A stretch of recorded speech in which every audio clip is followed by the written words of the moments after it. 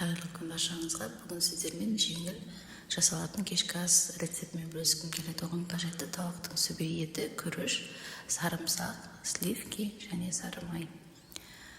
Тауықтың сүбе етін жақсылап, ұсақтап турап аламыз.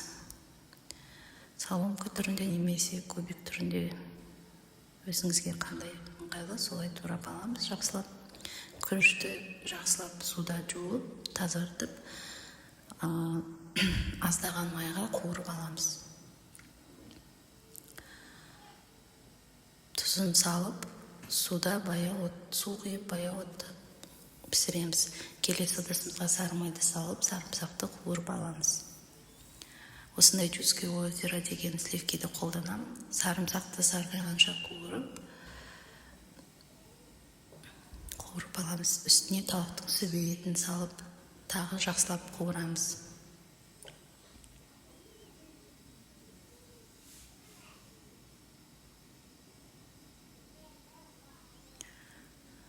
Міне осылай қуырып аламыз, және дәмдеуіштерді қосамыз. Тұзын, бұрышын, паприка. Одан кейін біраз баяулатып отты. Міне сливкиді құйдық. Бетін жауып, баяу отты қайнатып аламыз. Шамамен 5-10 минуттай. Тамағымыз дайын. Күрішпен осылай берсеңіздер болады.